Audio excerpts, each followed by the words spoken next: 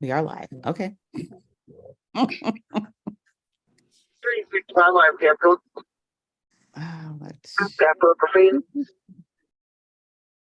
that's not what I want to share.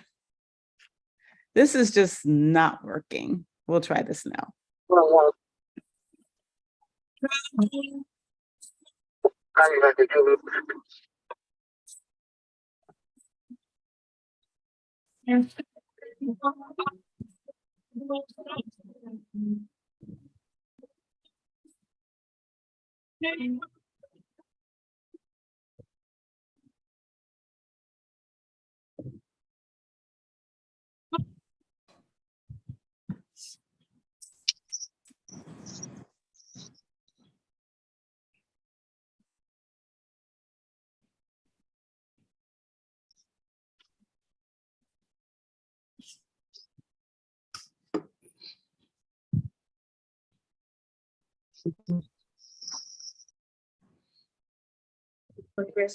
So chicken wings. we didn't hear any of that. You can't hear it? Nope. Oh, well, we'll just let it play and then we'll go from there.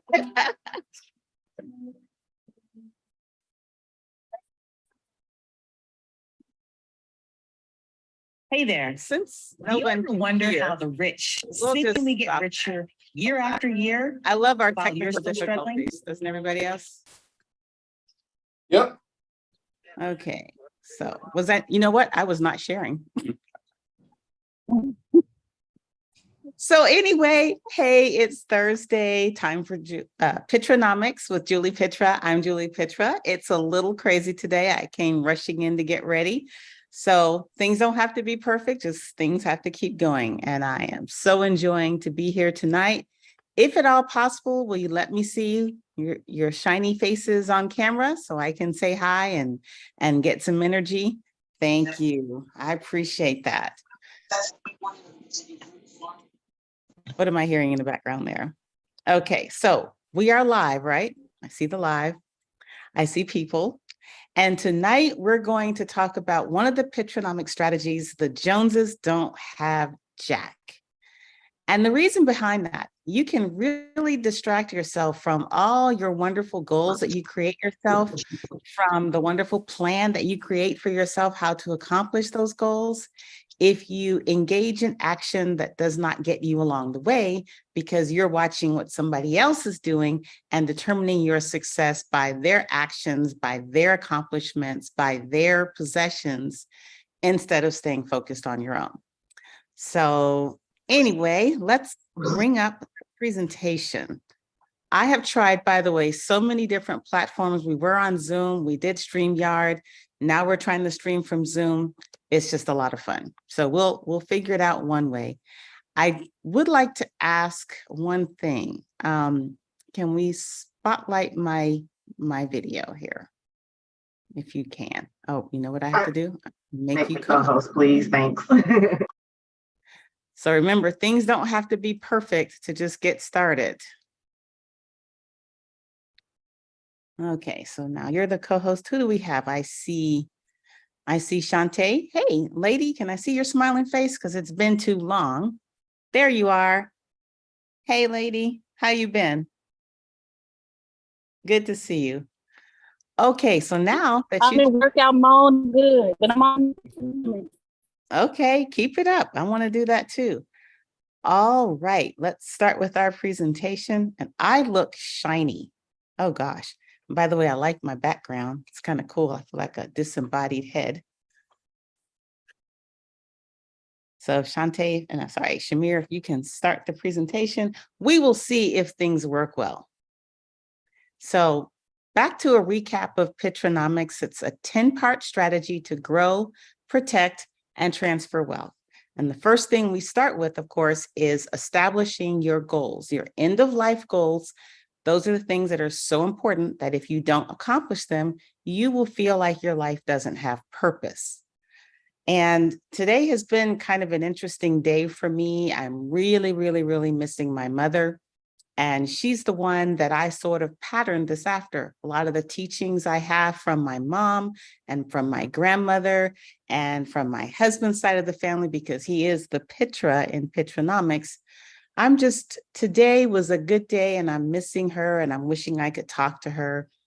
But know that everything I'm doing here is sort of an homage to those people who have taught me. And she's one of them. Not everybody that knows me now got a chance to know my mom. David was one of the lucky ones. My friend David, that's been my friend for over 3 decades. She was a really special person. And she lived by a set of values. And I'm not really sure from where she got them, because she didn't come from a home life that was perfect, that was ideal for setting someone up for success, but she was successful. And so I've taken things she's learned, things she taught me, things I've learned from my husband's family, and that is what is Pitranomics. It starts with the goals. It starts with figuring out what resources you have available to accomplish those goals. And then it continues with a game plan. What is the roadmap you put out for yourself? And a big thing about Pitranomics is you have to optimally use the limited goals that you have. And those goals, the resources that you have. And what we talk about here in Pitranomics is money, energy, and time. And that is why not keeping up with the Joneses is so important, because it causes you to divert your resources, your very limited resources, to those things that don't get you where you need to go. And if you've dedicated your life to the goals that are so important that you will feel like you haven't fulfilled your purpose, if you haven't accomplished them, then you don't have any time to waste your limited resources on anything else. So let's go 2 pages. What exactly is keeping up with the Joneses? Well, what I like to call it is using consumerism, so buying stuff and obtaining stuff, to validate oneself socially by purchasing the same luxuries owned by perceived elites. So let's break that down a little bit, because it doesn't mean that you're trying to emulate the people who are further along your path. Somehow, society, we as people, we set up these people as sort of, they're the pinnacle, they're the elite, they're the goalposts. And sometimes we really have to reevaluate why they're considered the goalposts. So when you see someone and you say to yourself, well, they really seem to be successful, before you continue down that path, stop and figure out, why am I vested at all in what it is they've accomplished? Are they trying to do what I'm trying to do? Do they have goals at all? Or is there just, that's another example of mindless spending? And not just spending of money, it's spending of time. It's spending of your energy. I want to share a short little story. Back in, or maybe it's not so short, but back in 2007, we moved into a neighborhood in Frisco called Starwood. And it's a very nice neighborhood. If you look at the houses are beautiful. It's in a really great location. And there is, in fact, a lot of money here in the neighborhood. There are people with just oodles and oodles. But as I learned once living here, there's also quite a few people that are living the facade. And I'm not judging that. If you want to fake it till you make it, if you want to live that life, there is nothing wrong with it, as long as that's a conscious choice. But what I saw, if you'll remember, 2007 was right before 2008 and 2009, when we had a lot of financial upheaval in this country. And so a lot of people in this neighborhood did not fare through that period well. And all of their lack of planning, all of their lack of saving, all of their energies going everywhere but home, but keeping marriages on track, but keeping kids feeling safe, keeping homes running smoothly, keeping a safety net. Those people that were living what seemed to be the highfalutin life of parties and country club and spending and vacations, not everybody survived that period with their life intact. And I'm not holding myself up to say that we were perfect. But what's important to remember is, in the midst of all the consumerism, my family and I, my husband and I, buckled down. What are our goals? We kept sort of some myopically focused blinders on what it was we were trying to accomplish. And then in the midst of all that upheaval, when people were losing jobs and losing their homes and losing their savings, and companies, huge companies were closing and people were living a little fearfully, we did the same thing. We stayed buckled down to what we were trying to accomplish for our family. And so if in the midst of plenty, it is not appropriate to look to the Joneses, to the next door people, to decide, hey, that's who I should copy, then especially in the midst of uncertainty and chaos, it's important to stay focused. So don't look to validate yourself or your accomplishments or your progress by anybody else other than people who are on the same path, maybe further along. And sometimes that's really hard to do. Who's on the same path? Well, who's trying to accomplish what you're trying to accomplish? What you really want to do, can we change the page, please, Shamir? What you really want to avoid is what I call BMFM. And because we are streaming live, I can't say exactly what that means, but I'm going to give you an approximation. It's the broke MF mentality. It's the mentality that keeps you mired in, I guess, not just despair, but in the being stagnant, not progressing, not moving towards your goals. That mentality keeps you from accomplishing what you need because you're distracted by the shiny pretty going on around you. So one of the things I'd like to share is I'm from Colorado Springs, Colorado. And back when I was growing up in Colorado, it was a fairly conservative place. Not so much with the consumerism. It started changing, I would say, in the 80s. But before that, the people who had, let's say, comfortable lives lived very modest lives. They didn't have huge houses. Not that there weren't people with huge houses, but comparatively speaking, I don't know if it's the times or if it's Texas, but I have seen some of the biggest houses I've ever seen here in Texas. And it's not like there's one or two, there's like a whole bunch of them. And I am still not all that up on luxury designer brands of clothing, of shoes or watches. You got the things that were valuable. You got the things that lasted. You didn't spend money on things that weren't either income producing assets or wealth building assets. And I'm not saying there was no one in Colorado that did that. All I'm saying is I was surrounded by people, that's what they did. So those were the types of norms that I followed. And I think it was here that I realized there was a brand name called Louis Vuitton. It's a very popular brand. I see a lot of it. I see Louis Vuitton, and there's anybody that can suggest some other brands. I don't know them as well as I should to be, considered a comfortable, financially a comfortable person, but I can recognize some of them. And what was amazing to me as living in this neighborhood was how young the indoctrination started. There were kids in elementary school carrying handbags that cost thousands. Now, I'm not saying that's better than anybody else's or it's worse. That's a personal choice. If you've got it like that to give your elementary school kid a multi-$1,000 purse and you can still accomplish all the things that are important to you, bravo, right? But if buying those things is keeping you from accomplishing the things that you want to accomplish, that's when you slide over to the BMFM. So let's go to the next page, please. I'd like to define that as a lack of strategic perspective in financial matters, combined with a strong resistance to the paradigm shifts necessary for beneficial change. So not only is the BMFM, it's the mentality that gets you in a bad position, that gets you mired in the financial chaos and uncertainty, but you're also less likely to change, to do whatever it is you want to do or what you need to do in order to get out of it. Every one of us knows somebody that you have tried to help, not just financially, but let's say, hey, I'm going to just take myself, for example.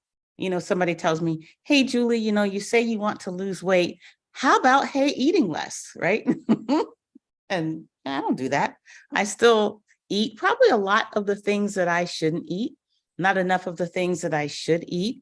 I don't exercise as much as I should. It's not that I don't know these things will help, but something in my mentality, something in my value system, there's something within me that is resisting making the change and committing to the change to make that happen. It's the same thing when it comes to what I call the BMFM. So this is not judgment. This is just understanding what it is. And I love this graphic because you don't have to be destitute to have the BMFM. You can actually look like on the outside, you've got it going on, and on the inside, you're bankrupt. So it's the only thing that you can do is to look within.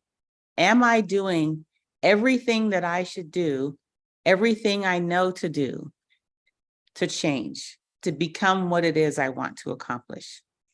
And let's go back to one more thing about Pitranomics. The whole goal is to live a life without regrets and filled with purpose, so that at the end of your life, you can look back and you have no regrets and you feel like you've done what you were supposed to do. Because there's one life, at least that's my belief. And the reason why this is my goal is because my mother lost her battle with cancer at 57. And thankfully, it didn't take her immediately. We had time to talk and to laugh and to share. And one of the things she told me, and this is powerful to me, and I think about it every day, she said she wasn't ready to go. She didn't want to leave. It's not like she was tired of life, but she had no regrets. She had loved and she had been loved. To be able to say right at the precipice of crossing over that you've had no regrets, that is a big, big life guidepost for me. So I try to be the person that I need to be. I try to show love whenever I can. I try to help people whenever I can. I'm working really hard at not holding grudges for as long as I do. And I'm just trying to live the purpose I'm supposed to live, which is to be the best wife I can be, again, not perfect, the best mother I can be, again, not perfect, the best friend I can be, and the best teacher I can be, as well as the best student. So those are all things incorporated in what it is I'm trying to accomplish. If you're holding on to a mentality because of fear, because of insecurity, because not just fear of failure, but fear of success, fear of being alone, if you decide to take a path that's less traveled, let's learn how to fight that. Let's go to the next one, please, Shamir. Let's fight that together. So here we go. Look at this cute little boy. He is literally making it rain. Okay. He's got his dollars. Now, here's what I want to make sure I communicate. It's not just about the money that you waste. It's any valuable resources that could be used in your own strategic advantage. So it's your time and it's your energy and it's your money and it's whatever it is. The make it rain behavior, the reason why I like to use that is I kind of love the graphic of somebody going to the club and throwing this money around so they can feel like they're a big shot. Now, nothing wrong with being generous. That's not the point. The point is if that generosity isn't coming from a place of true giving, if it's coming from a place of you're trying to buy acceptance and respect and awe, that's when I think it's a little bit destructive. Another identifier of that mentality is a failure to plan for big ticket items. So almost all of us know that we're going to come. Those big ticket items are going to come. For example, every year here in Texas, we have these huge property tax bills. I'm not saying I'm perfect about it. Sometimes I get caught a little short myself. But the whole point is to plan for those expenses during the year. Don't just get caught at the end of the year. Another big ticket item, graduations. If you have a kid that graduates from high school and you want to give them a big party, you kind of have a little bit of time. You have a little heads up. when the kid hits kindergarten, you've got 19 years to plan for them graduating and for them going to school. And if you want to pay for it, maybe a wedding. And also if you want to pay for it, giving them a down payment for a house, there is some notice to most big ticket items. So don't wait until it's inevitable and upon you. Plan from the beginning. It is much easier to plan over 15 years for college than for 2. It is much easier to plan for 8 months over the year for your property taxes than for 30 days. All I'm talking about is take some strategy to what you have to encounter in life. And another identifier of the BMFM is confusing consumption with investment. So some of the advice that I got when I was graduating from college was buy the expensive suit, buy the expensive accessories, look like you're already successful. And I don't have a problem with that per se, as long as it doesn't make you broke and unable to pay your bills in the short term, investing in your image for the long term. So I hope that that's clear. And then another identifier is a lack of interest in learning sound financial techniques. Financial techniques, time management techniques, preserving your energy. Here's something that I feel a lot of college students do. They party a lot. I partied like crazy. Never been a drinker, didn't do any drugs. That's not what I'm talking about. What I should have been doing was studying instead of roaming all over the city of Atlanta, hanging out in clubs that were admittedly a lot of fun, but didn't leave enough of my valuable resources for studying, for doing well in the classes, which was the reason I was there at Georgia Institute of Technology in Atlanta. I was not there. Well, the purpose wasn't to hang out and know all the good places to go and have a good time and laugh and whatever. That was not my purpose. But I did allow hanging out with people that were engaging in that type of activity to sway my resources from the purpose for which I was there. And I didn't do well at Georgia Tech. My grades were not stellar. I'm glad I graduated. I did learn a lot. It took my parents deciding to bring me home to say, we're not spending any more money on you. If you're going to squander it, you're going to come home and you're going to get a job. I got my first job, minimum wage, didn't like it. And they made me work full time and go to school full time to earn the privilege to go back to school, so that when I went back, it was a lot more valuable. I did not waste my resources when I got back, because the alternative was a very low paying job that after working for 40 hours, sometimes more, I barely had enough to live the life anywhere close to what I wanted to live. And that was with living expenses and all that taken care of. So it got really important to me. What do I want to do? I want a degree so I can get a job, so I can make money. And by the way, I knew at that time I didn't want to be an engineer forever. I got my degree in nuclear engineering. I went into the power generation industry. Not my thing. I knew it once I graduated that that would not be something I did long term. But I had been taught a valuable lesson, and that there were things I needed to do to get to where I needed to be, to where I wanted to be. And so here's what I'm talking about. If you can look at your own life, and I can look at mine, if you can see that you're holding your own self back, I would like for you to think of ways to change. Okay, let's go to the next one, please. So what is the antidote to the BMFM? Well, the first step, this is Pitranomics goal number 1, is have your clear and defined goals. Anyone that's heard me speak on this knows that one of the goals that I mentioned that my husband and I committed to was to produce sane, productive, independent members of society for our children. What we did not want was to have to raise our children, raise our grandchildren, always be their support. We wanted them to go fly and take things further than where we had gotten them. Part of doing that is to identify what it takes to get there. And I've discussed this before, and I don't mind sharing it again. what would our child rearing look like in order to get our kids where we needed to be. I had a great role model in my mother, but she was no longer with us when we were raising our children. I did, however, have access to Andre's mother, who is a great mother, and Andre's father, who was a great father. And we also had access at the time to some of his other extended family. So I did have some good role models to seek, and I was always looking for people who were further along the child rearing phase of getting their kids to where it looked like I wanted to get my kids to, and asking them for advice or asking them for direction or just spending time with them, watching them, because you can learn a lot by observations. And those are the things that helped me develop the milestones. So for us, it was important that our children played a musical instrument, that they learned a language, that they played a sport.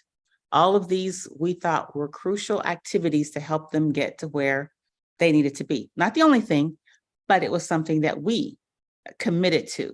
And we committed a lot of time to all of those things. Now, the next part of the antidote, surrounding yourself with like-minded people. I will say that when we moved to Frisco, the neighborhood where we live, that was a bit of a struggle. And if my kids were on here, and they're not, they're off doing what they're doing. My daughter's working and my son's working too. There weren't enough people that I felt really comfortable just letting my kids roam within a network that I had.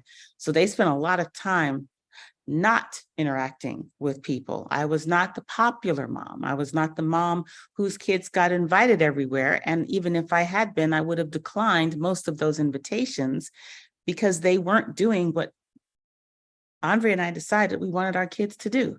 This, again, not a place of judgment, just a choice. And that's one of the ways you can inoculate yourself from the BMFM. Realize you don't have to judge somebody and think that they're bad. That's self-destructive for yourself. Just know that whatever other people's choices are, if they're not yours, it is okay to make your own choice. And then seek accountability partners. I mentioned that before. Look for those parents, it was what we did, that were doing the things that we wanted to do. And sometimes it wasn't just in your neighborhood.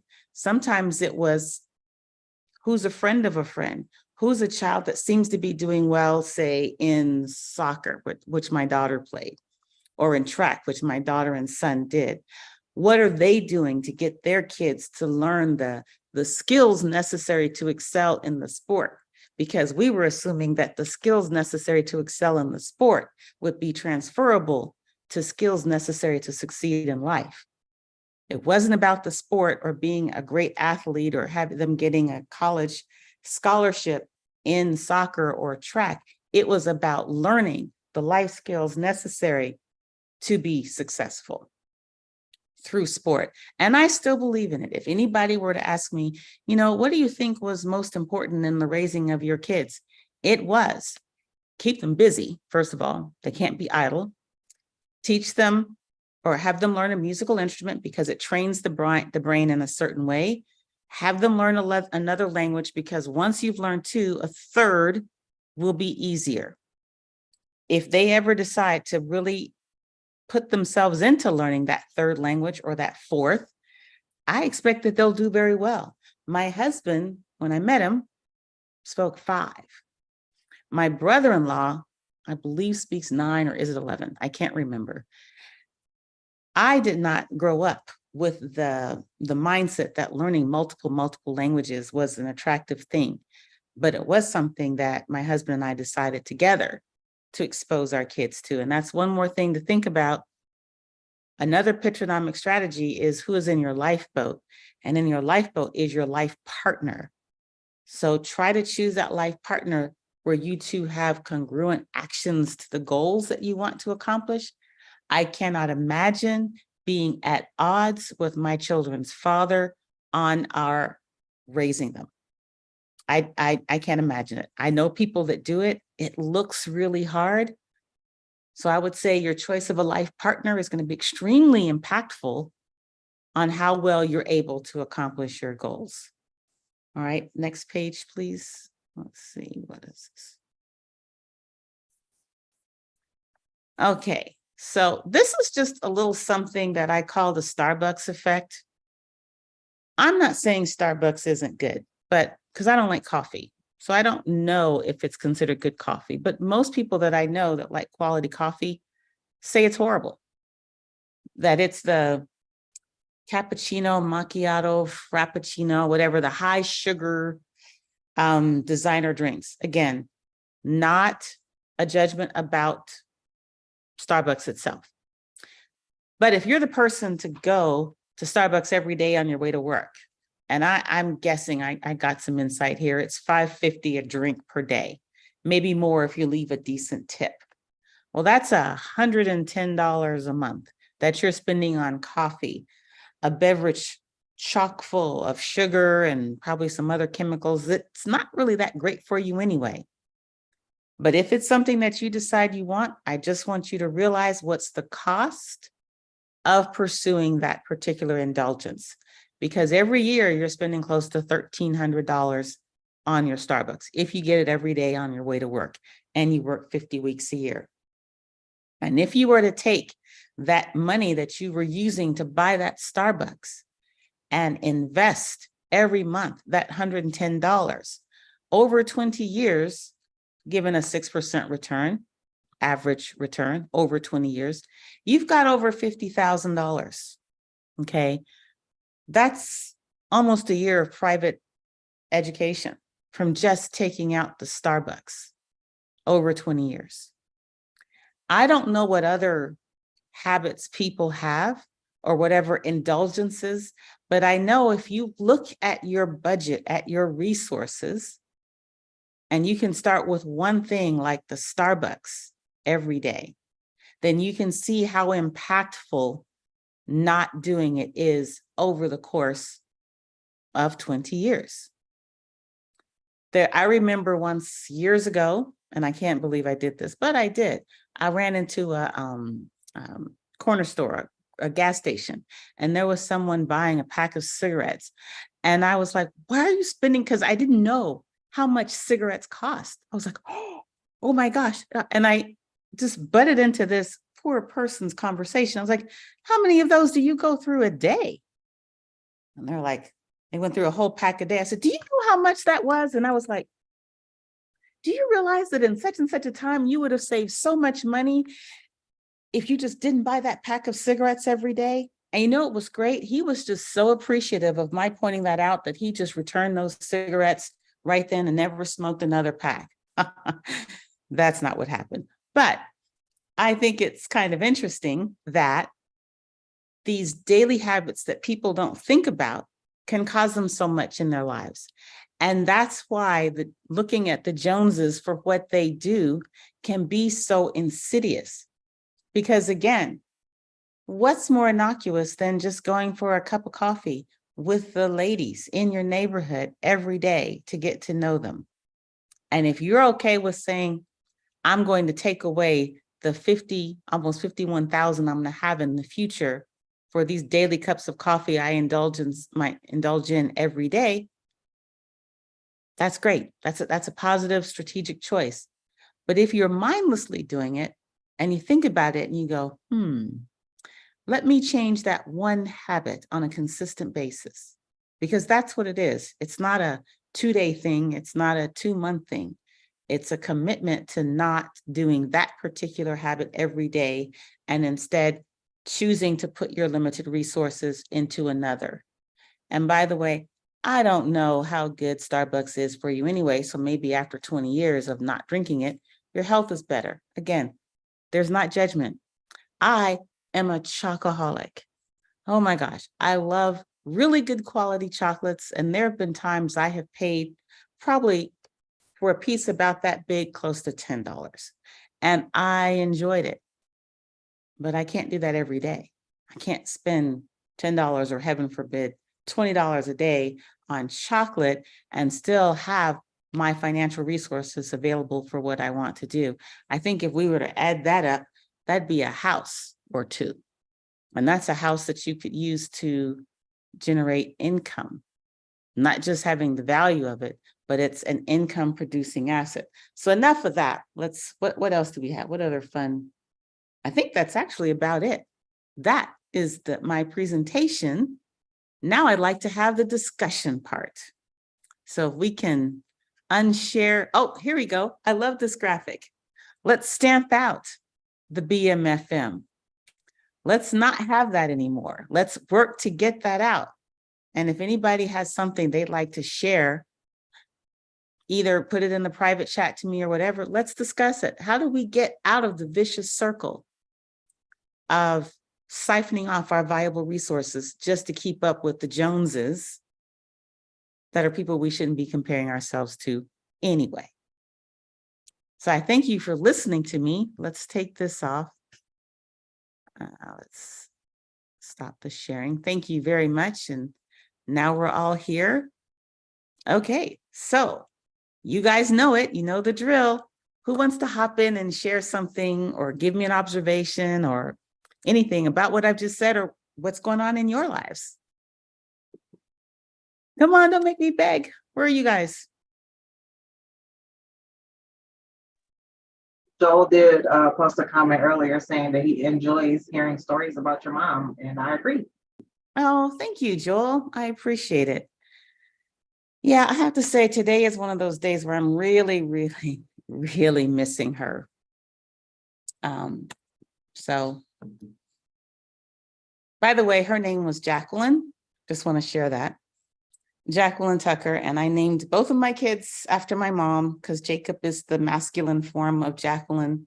And if I'd had more, we would have figured out other versions of Jacqueline to name them. And I would have been like George Foreman because I would have had basically Jacqueline the 5th and 6th if I had had that many. However, I started too late.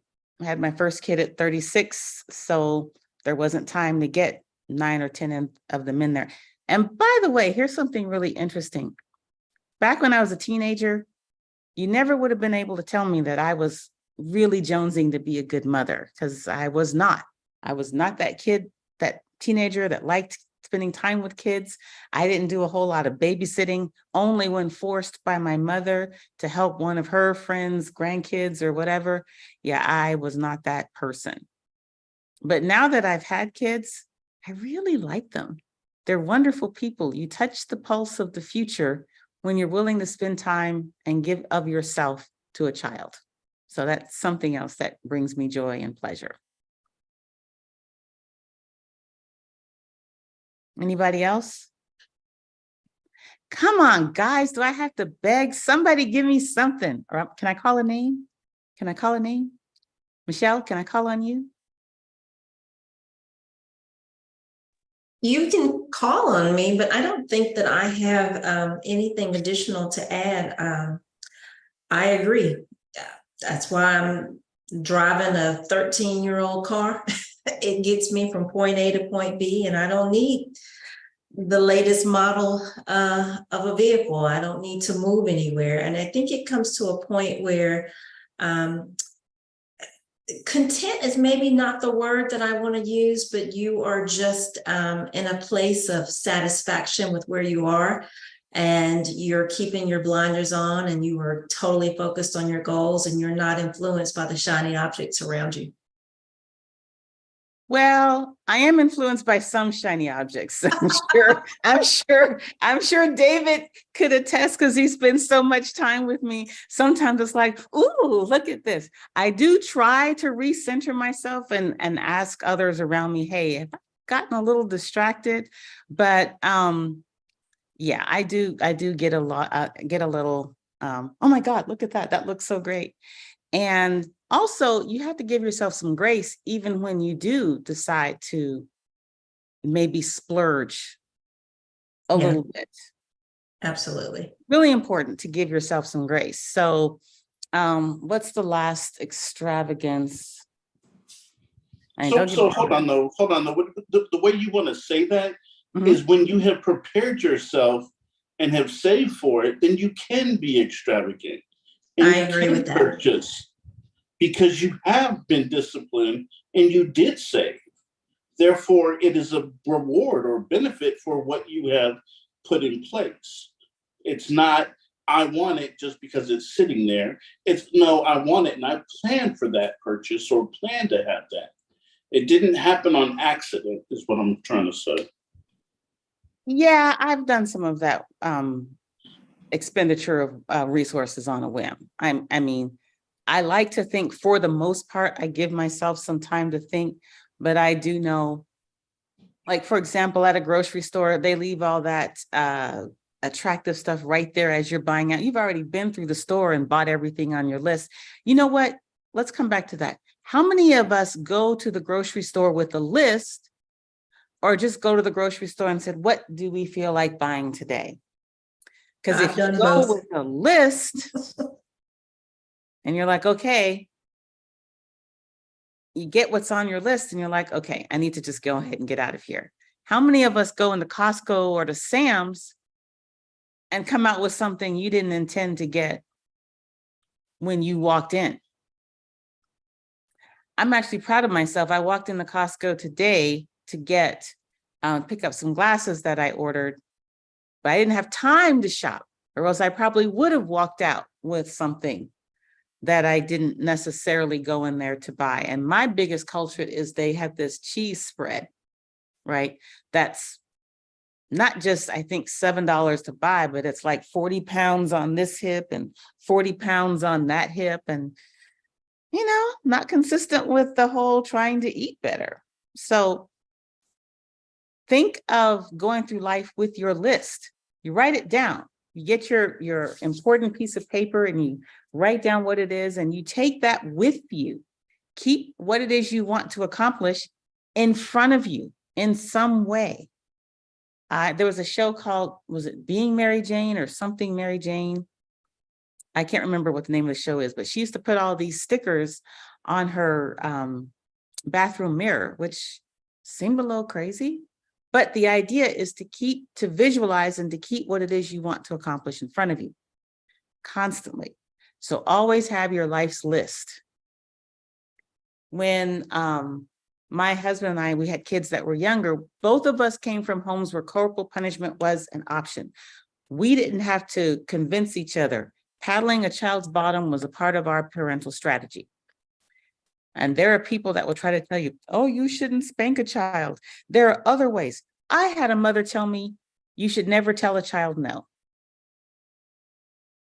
I would love to know what her children are like now. I wish I remembered her name, but I would love to know what's the end result of never telling a child no. I want to see how it goes. But anyway,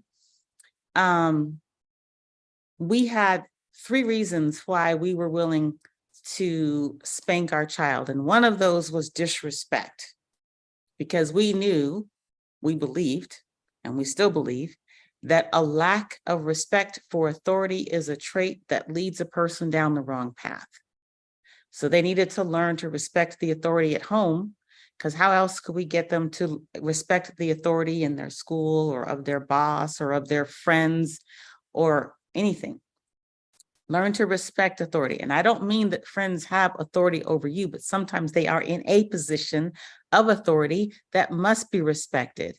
And I think a generation of people not being taught to respect authority is why it is crazy that I hear people yell out something called "Let's go, Brandon." I know what that means. Whether you're a Biden fan or not, I think it is disrespectful. I think it is insidious to disrespect the office of president. That's the generation I'm from. And when Trump was president, I thought it was extremely inappropriate to disrespect President Trump. Now, and then before that, oh my gosh, the disrespect shown to President Obama. Whether you agree or claim that particular president as yours, whether you think he represents your interests, he's the commander-in-chief of a country we're supposed to love. He deserves respect for that, or she, because one day we'll have a she. The position deserves the respect. It has authority, but we have taught our generation to disregard positions of authority. And I find that frightening. I think the path of disrespecting authority is more lethal than whether or not that one particular person is a good president or not. So again, you don't have to agree with me, but I believe that. I believe that some of the disrespect I've seen kids show their parents. In fact, when we moved into this neighborhood, one of the first things I saw was a little girl get off the bus and throw her backpack at her mother, like her mother was the pack mule to carry that in. And I was appalled. And probably since I don't have a good poker face, that probably showed. It was like, you know, and I was trying not to be judgmental, but I looked at my little girl. I was like, we're gonna have a conversation when we get in the house, because no way am I gonna allow you to be that disrespectful to me. I am your mother. I am your authority. You will learn to deal with it. Doesn't mean my kid never gave me what for or some lip, but I wasn't going to willingly accept that disrespect. Okay, what do we got in the chat here? Oh, message reminds you of, okay, so Lamont wrote, today's message reminds me of a book entitled The Millionaire Next Door by Thomas Stanley. It is a good book. And you know what? It is so great that you mentioned that book, because years and years and years ago, when our kids were small, Jacob was still not walking and toddling about. My husband and I used to go for walks several times a week, because that was part of our strategy, get those kids tired so they'd go to sleep so they could rest well. And we met up with a couple that were probably about our age now. They were grandparents. We're not grandparents yet because we started late. And I fell into conversation and I was like, hey, can you share with me the secret of a long marriage? And so we were talking and he said, communication, respect, and take care of your finances. And he recommended that book. That was one of the first books that started me on my journey, The Millionaire Next Door. It is a beautiful book. And I think there's a line in that book that said most millionaires, self-made millionaires, drive F-150s or F-250s or something like that. There's a line out of that book. They don't drive the super high luxury cars all the time. Now, I will divulge that I have cute little Mercedes. It's my first luxury car that I got 2 years ago or 3 years ago. But I probably would still drive a minivan if they hadn't changed them when I was ready to buy, because I have been a minivan lover for years. And guess what? I saw on TikTok, which is the official scribe, that a lot of really wealthy people drive Honda, Subaru, and Toyota because of their value. And people who make their own money, they like to pursue value. And then Michelle, you said you've read that book. I think it's a great book. I also think, let's see, what are other powerful books for me? I really like the Cash Flow Quadrant. I thought that was a great book. And before that, The Rich Dad, Poor Dad. Let's see, what are some other, if you guys have some books that you like, that you think that are worth sharing, go ahead and put them in the chat so other people can enjoy them as well. One book that was extremely pivotal for me was Atlas Shrugged. And if you've not heard of it, let me put this in here. As I just said, put it in here.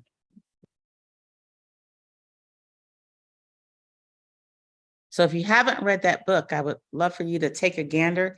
I won't say it's the most riveting reading. Oh my gosh, Miss Rand can be quite pedantic with her words. However, the concepts, if anyone ever reads that book, it explains a lot about Juli and how I think and why I think and all of that. So thank you very much. I wanted to ask, hey, Joel, are you still on here?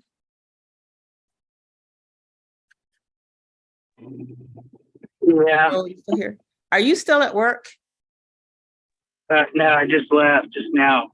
Just left? Okay, good. So one of the things I'd like to share is that my good friend Joel here is a teacher in Frisco ISD.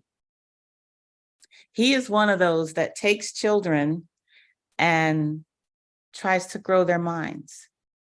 You know, what's amazing to me, having raised both of my children in FISD, is that there are people that show disrespect to teachers, that don't require that their children go to school and behave in such a way to not only not disrupt the learning process for other kids, I mean, they don't even teach them that, but to how to get the most out of these people, these teachers who give their time and their energy to grow young minds.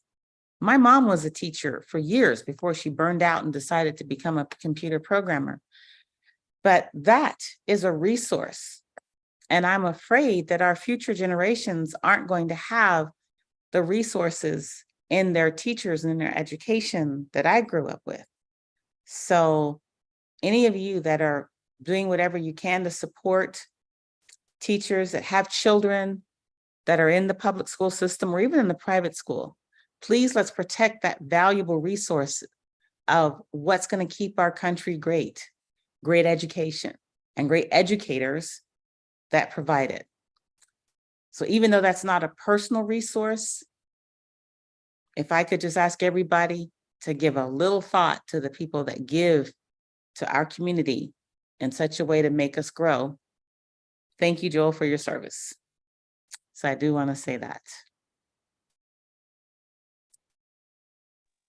Yeah, thank you, Julie. I really appreciate it. Oh, you're really welcome.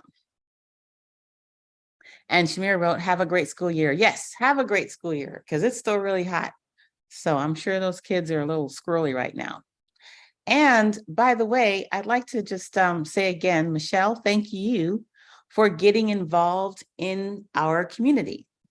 Tell me a little bit about what that is you were elected to, Michelle, just so I get it right. City Council.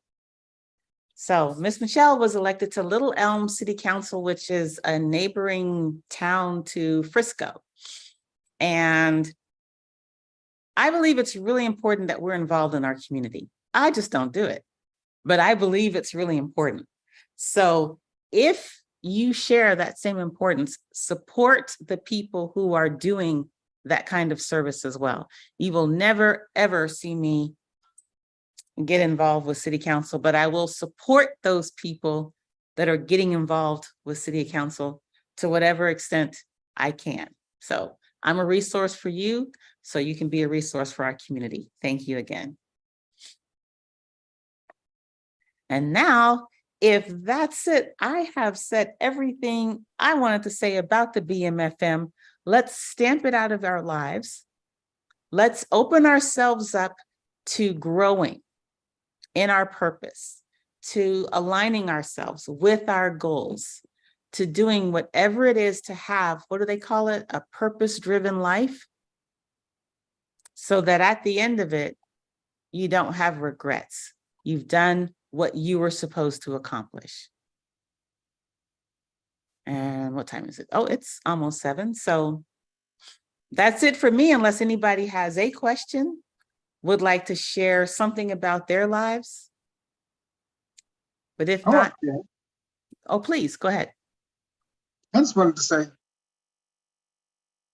I drive a minivan too. Do you? What kind of minivan do you drive? A 08 Dodge Caravan. Oh, okay. Now here's the real question. Have you named your car? No. No. But, well, my minivan is named Clarissa. But it is a she. It is a she? Okay. Yeah. All my well, be good to her. Yes, but I was being sarcastically, but I really do drive a minivan. They are awesome cars. By Yes. the way, something I really enjoy is garage sale shopping. And it's very useful for hauling away all your treasures after a day of finding wonderful things. And I intend to go garage sale shopping this Saturday. So, woo-hoo-hoo-hoo. Yes, I've done that too. With my minivan. Really? Yes. Okay, we're going to have to get together on that. Yes. I picked up All right. a nice rocker with the footrest with the rocker. Oh, okay. That's nice. I'm looking for one of those for a friend, so I hope I find a really good one with a good price. Mhm. Because she has a new baby and I'd love to find her an inexpensive rocker. By the way, Very good training on the Joneses for tonight. I enjoyed it. thank And- you very much. And Thank you very much. you get a lot of good points about the Joneses. Yep, don't keep up with them. They I don't don't know even- what they're doing. No, They might I not don't- even have any goals. That's the thing, right? Mhm. Yes. I don't let somebody else's whatever distract me in what I put expectations on myself to achieve. Exactly. And if somebody, here's the other thing, don't just look for the Joneses to be the guide on how you do things. Don't let their negative opinion of what they're doing sway you at all. You're on your own path. And if you ever need help coming up with your anti-BMFM antidote, just give me a call. Probably not a call, give me a text because I probably won't answer the phone. Anyway, that is it for tonight. I appreciate everyone that came and joined. I hope you have a wonderful rest of the week. I will see you next Thursday, and everybody have a great, great evening. Mwah. Bye-bye. Bye.